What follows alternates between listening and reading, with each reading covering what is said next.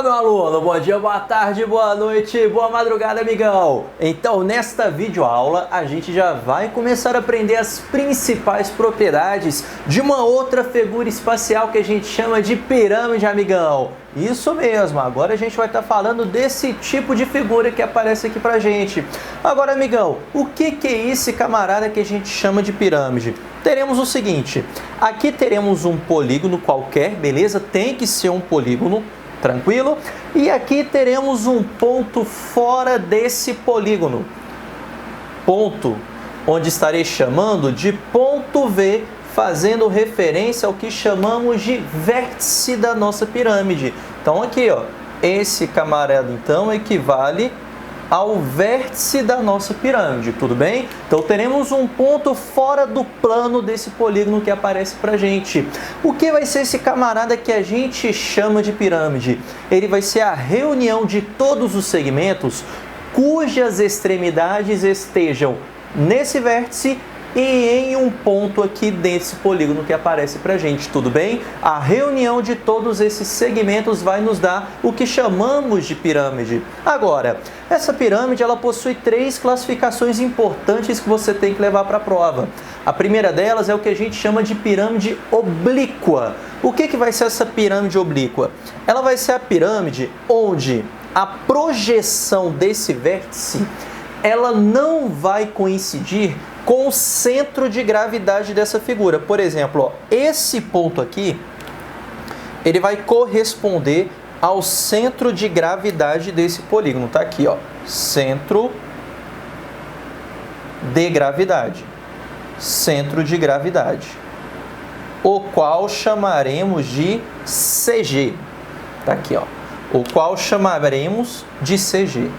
Então perceba que sempre que a projeção desse vértice, lembrando que projeção é a ideia de sombra, veja que a projeção desse vértice aqui, ela não coincide com esse centro de gravidade. Quando isso acontecer, significa então que você tem uma pirâmide oblíqua. A grosso modo, uma pirâmide oblíqua é uma pirâmide torta, beleza? Onde você não vai ter alinhado esse vértice com o centro dessa figura. Diferente de uma pirâmide que a gente chama de reta. Então, uma pirâmide que se classifica como reta vai ser o quê? A gente vai ter esse vértice, coincidindo com esse ponto, o qual chamamos de centro de gravidade. Aqui está. Perceba então que esse vértice ele vai coincidir, ou seja, significa então que essa linha que acabamos de formar aqui, ela vai ser perpendicular a esse plano que aparece pra gente. Veja que essa reta ela sempre vai estar o quê? Quando a gente fala em projeção, quando a gente fala em sombra, ela tem que formar esse ângulo de 90 graus. E veja que essa projeção que aparece aqui pra gente acaba coincidindo com uma medida muito importante em relação à nossa pirâmide. É o que chamamos de altura desse camarada. Então, o que seria a altura dessa pirâmide equivale exatamente a essa distância, ao tamanho dessa projeção que aparece aqui pra gente. Ficou clara essa ideia? Mas, Pedrinho, qual é a diferença de uma pirâmide que eu chamo de reta para uma pirâmide que eu chamo de regular? Porque a pirâmide reta, não necessariamente você vai ter esse polígono aqui sendo um polígono regular. Agora, diferente da pirâmide regular, é que você vai ter a base, vai ter esse camarada aparecendo aqui pra gente, sendo um polígono regular. Então, se tivermos uma pirâmide regular, na nossa classificação, obrigatoriamente, ela vai ser reta, tudo bem? Para essa classificação de pirâmides regulares. A não ser que ele fale o quê? Que teremos uma pirâmide oblíqua, onde a base é um polígono regular. Aí você vai considerar essa característica. Mas se dentro do seu exercício ele falar simplesmente que essa pirâmide é regular, então obrigatoriamente ela tem que ser reta. E como pirâmide reta, o que teremos aqui? Que a projeção desse vértice vai coincidir com o centro de gravidade desse nosso polígono regular. Tudo bem? Ficou claro isso? Agora, amigão, esses aqui disparado é o que mais aparece pra gente. tanto essa pirâmide reta quanto essa pirâmide irregular. Agora, a pirâmide irregular aparece algumas outras medidas que são importantes aqui para gente. Por exemplo, se ele falar para você sobre aresta lateral, ele está falando sobre isso daqui. Se ele falar sobre a aresta da base, ele está falando sobre o ladinho correspondente a esse polígono da base da sua figura. Agora, outros nomes diferentes que aparecem aqui para gente. Um deles é o seguinte, que eu vou destacar aqui para você. É a altura deste triângulo que é formado aqui para gente. Então, só destacar aqui bonitinho para gente. A altura desse triângulo aqui, ó. Pronto. A altura desse triângulo que eu acabei de colocar aqui para você com a cor azul, que necessariamente quando a gente fala de uma pirâmide reta ou regular, sempre as laterais serão formadas por triângulos isósceles, tudo bem?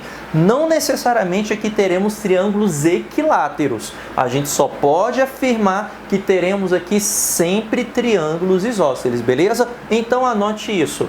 Então, tanto desse camaradinho aqui, ó, quanto desse camaradinho aqui, a gente vai ter o quê? A gente vai ter a faces laterais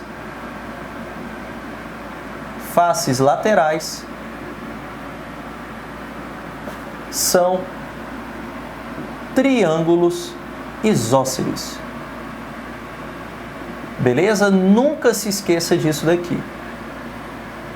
Então, sempre as faces laterais serão triângulos isósceles, a não ser que no exercício ele informe para você que aqui a gente vai estar falando sobre triângulos equiláteros, tudo bem?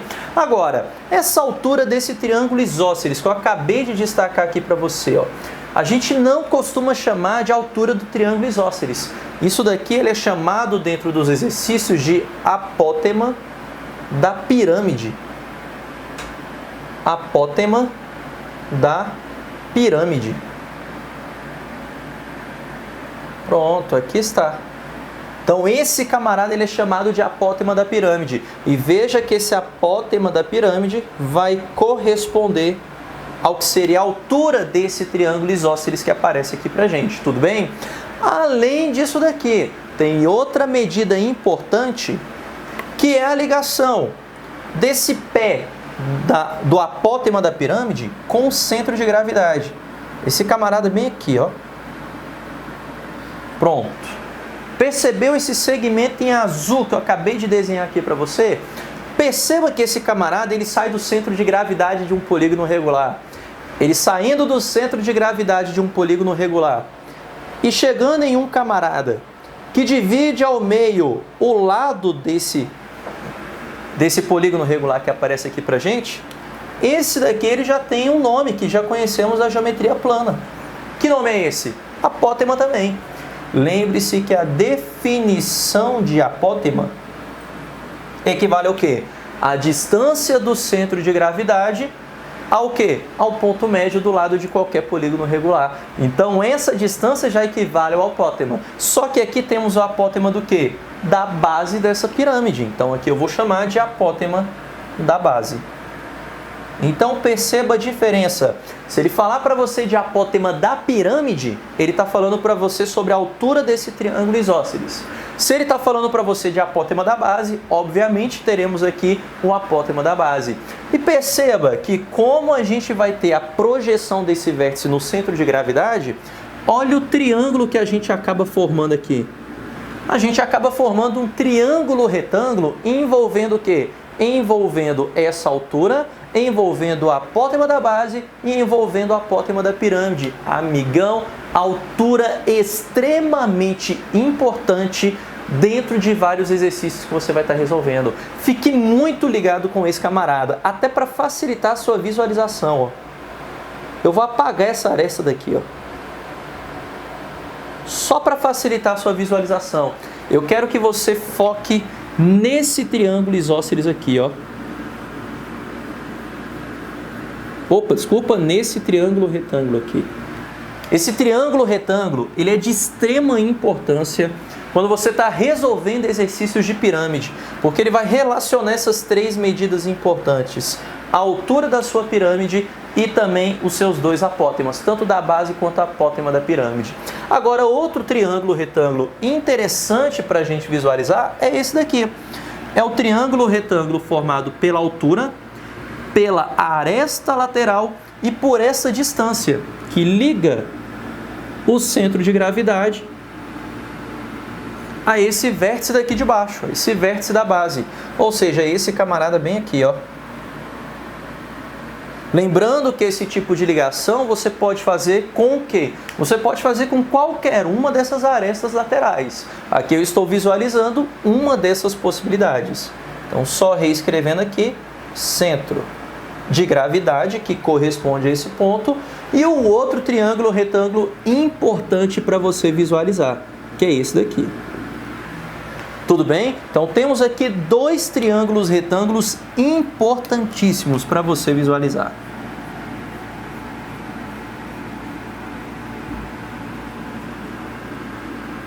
Pronto. Esses dois triângulos retângulos. Amigão, por favor, não vá para a prova sem tentar visualizar esses dois camaradas aqui. Porque isso daqui vai estar sendo importante para a gente em qual sentido? Na hora de você calcular essas 4 medidas que não são somente importantes quando você fala de prisma, mas também são importantes quando você fala de pirâmide, amigão. Então vamos lá. Calcular a área da base equivale a calcular a área dessa superfície que sustenta a sua pirâmide. Então chamaremos esse camarada de AB, como fizemos lá na ideia de prisma. A área lateral equivale a fazer o quê? Ao somatório das áreas desses triângulos que compõem a lateral da sua pirâmide. Então aqui está. A área lateral também vou representar por AL, como fizemos lá no nosso prisma. A área total equivale ao quê? Ao somatório de todas essas áreas. Da área lateral, que corresponde à soma das áreas desses triângulos, com a área da base, que equivale à área dessa superfície que sustenta a nossa pirâmide. Então aqui está. A área total chamaremos de AT. Para reforçar mais ainda, esse AT equivale à soma dessas duas medidas anteriores. A soma da área da base, que é esse polígono que sustenta a figura, com a área lateral, que é a soma das áreas de todos os triângulos. Veja que são perguntas que são bem o quê? Óbvias para a gente do que ele está querendo da gente. Agora, é muito importante você enxergar esses triângulos, porque eles quem ajudarão você a fazer esse tipo de cálculo que eu estou colocando para vocês. Vamos agora para o volume. Volume, amigão. Isso daqui também é uma medida de extrema importância. A ideia da gente calcular a capacidade dessa pirâmide que aparece para a gente. E por incrível que parível, amigão, quando a gente vai fazer o cálculo do volume de qualquer pirâmide, a gente vai ter algo semelhante ao prisma. Pedrinho, se é algo semelhante ao prisma, então equivale à área da base vezes a altura dessa pirâmide? Com certeza, a área da base vezes a altura. Só que aqui teremos um camarada um pouco diferente. O que eu vou ter que fazer com essa medida? Dividir por 3. Dividir por 3. Mas, Pedrinho, por que a gente faz essa divisão por 3? Porque quando a gente pega uma pirâmide como essa daqui, na verdade, quando a gente pega um paralelepípedo, por exemplo, a gente consegue encaixar lá dentro 3 pirâmides com o mesmo volume. Então, como dentro de qualquer paralelepípedo eu consigo encaixar 3 pirâmides, significa então que o volume de uma dessas pirâmides, lembrando que são volumes exatamente de mesma medida, é pegar o volume do prisma, que é a área da base vezes a altura, e no final dividir por 3, equivalendo ao volume de uma única dessas pirâmides. Ficou clara essa ideia? Então lembre-se sempre disso. Volume da pirâmide é sempre a área da base vezes a altura sobre 3. Uma dica boba que sempre vai funcionar para você, independente se você está no primeiro ano, segundo ano, ou se você já tiver terminado o ensino médio, está estudando, por exemplo, para a prova do Enem, carreiras militares ou prova do PAS. O que vai acontecer aqui? Pensa o seguinte, sempre que tiver uma ponta em cima, divida por 3. Sempre que tiver uma ponta em cima, divida por 3. Por exemplo, veremos cone. O cone também não tem uma ponta em cima, você vai dividir por 3. Outra coisa, se não tem ponta em cima, é só a área da base vezes a altura. Por exemplo, o prisma tem uma pontinha em cima? Não tem. Área da base vezes a altura. O cilindro, outra figura geométrica importante que você do segundo ano vai ver, também área da base vezes a altura. Não tem ponta em cima, não precisa dividir por 3. Beleza, amigão? Então isso daqui, essa classificação de extrema importância para você que está fazendo prova, principalmente essa daqui. Essa daqui é uma das que mais cai em prova. Em segundo lugar temos essa daqui, e essa daqui um pouco mais rara. Oblíqua já é um pouquinho mais difícil aparecer em prova pra gente, mas sempre o que ele vai te perguntar, sempre dentro dessas ideias aqui. Beleza, amigão? Então te aguardo na próxima aula pra gente tentar aplicar isso daqui dentro de uma pirâmide muito interessante, a qual já vimos em aulas anteriores, que é quem? O tetraedro regular. Beleza, amigão? Então um forte abraço e bons estudos pra você. Valeu!